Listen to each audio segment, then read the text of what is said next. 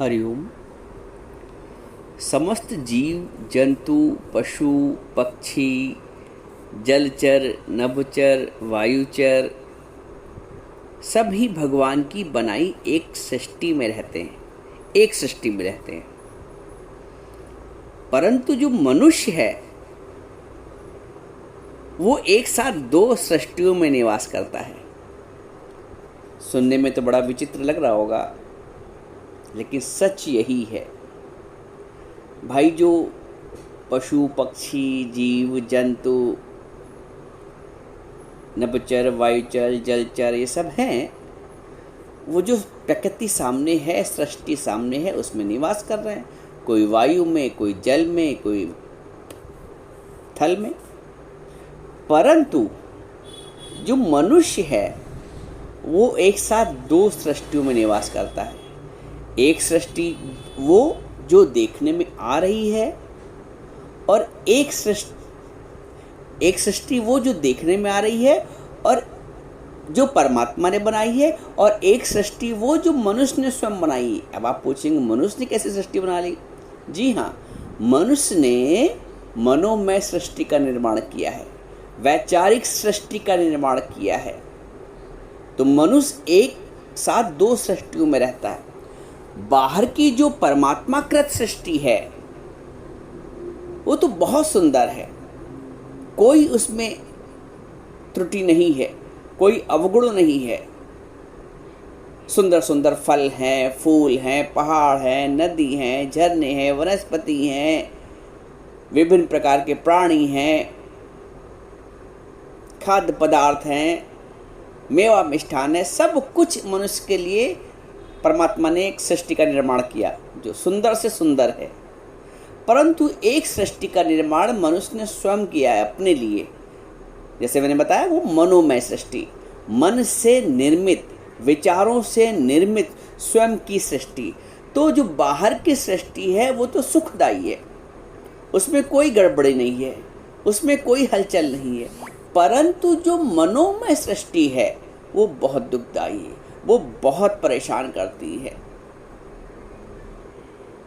एक बाह्य सृष्टि होती है, एक आंतरिक सृष्टि होती है। एक बाह्य जगत की सृष्टि है, जगत है, और एक मनोमय सृष्टि है, एक भीतर की सृष्टि है। तो बाह्य सृष्टि तुम्हें दुखी नहीं करती है। जो सृष्टि दुखी करती है वो मनोमय सृष्टि, वो अंदर की जो सृष्टि, वो जो तुमने अपने विचारों से ताना बाना बना रखा है। हर व्यक्ति के लिए मन में ताना बना, वो ऐसा वो ऐसा, हर वस्तु के लिए ये अच्छी ये बुरी, हर परिस्थिति के लिए ये ताने बाने अगर तुम सकारात्मक बनाना चाहो तो वैसे बन जाते हैं, और नकारात्मक बनाना चाहो तो वैसे बन जाते हैं। और अधिकांशता सहजता से तो नकारात्मकता ही सामने आती है, नकारात्मक विचारों का ही निर्माण होता है, क्योंकि मन के साथ संग दोष हो गया है। जब विवेक के साथ संग होता है तो सकारात्मकता उत्पन्न होती है, क्योंकि मन का संग किया है, मन का संग दोष है, इसलिए नकारात्मकता की उत्पत्ति होती है। तो जो मनोमय सृष्टि है वो नकारात्मकता का ही विकास करती है, इसलिए मनुष्य दुखी रहता है। किसी भी व्यक्ति के बारे में नकारात्मक विचार पहले आता है, किसी भी वस्तु के बारे में नकारात्मक विचार पहले आता है। लाख अच्छा उसने व्यवहार किया होगा, लेकिन एक कमी कोई रह जाएगी, आप पकड़ ले जाओगे। लाख दे दिया हो अच्छा, लेकिन एक कोई चीज गलत पहुंच गई, कम पैसे की पहुंच गई, तो उसी में तुम टोक दिए गए। एक कोई मिस्टेक, तो उस एक मिस्टेक से पूरी नकारात्मक सृष्टि का निर्माण हो जाता है। एक बार किसी ने मुझसे पूछा था कि जो मन है इसका भी तो निर्माण भगवान ने किया है।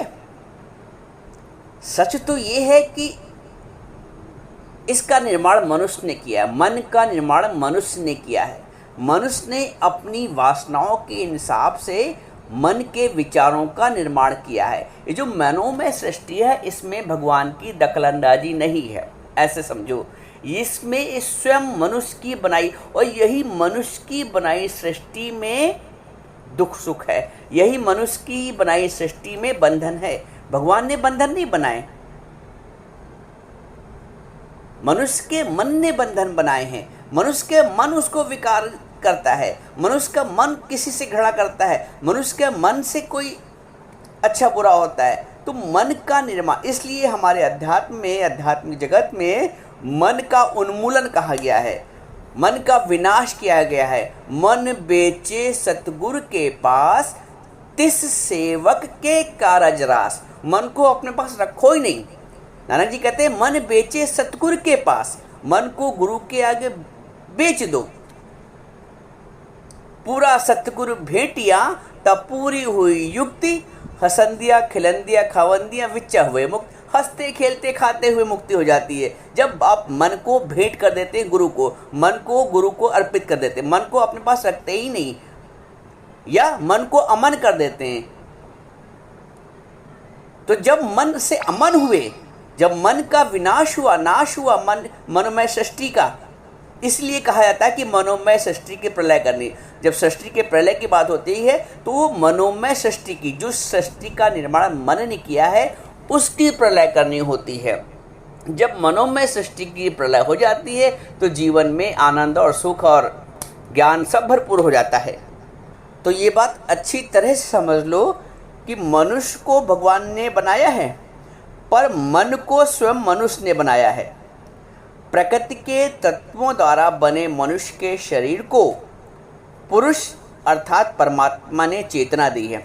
अब प्रकृति के जो तत्व हैं, वायु, आकाश, अग्नि, जल, पृथ्वी, तो इनके द्वारा जो शरीर का निर्माण हुआ है उस शरीर को परमात्मा ने अपनी चेतना दी है, आत्मशक्ति दी है, ब्रह्म तत्व दिया है, इससे वो जागृत रहता है। परंतु जड़ मन को चेतना मनुष्य ने दी। मन जड़ है, एक बात ये भी समझ लो कि मन जड़ है। मन की जो गिनती आती है वो जड़ता में आती है। मन जड़ है, उस जड़ मन का निर्माण मनुष्य ने स्वयं किया है। मनुष्य ने ही मन का निर्माण किया है, समझ लो। और मनुष्य ने ही विचारों से इसका भरण पोषण भी किया है। मनुष्य ने ही मन का जन्म किया है और मनुष्य ने ही अपने विचारों से उसको पाला पोषा है।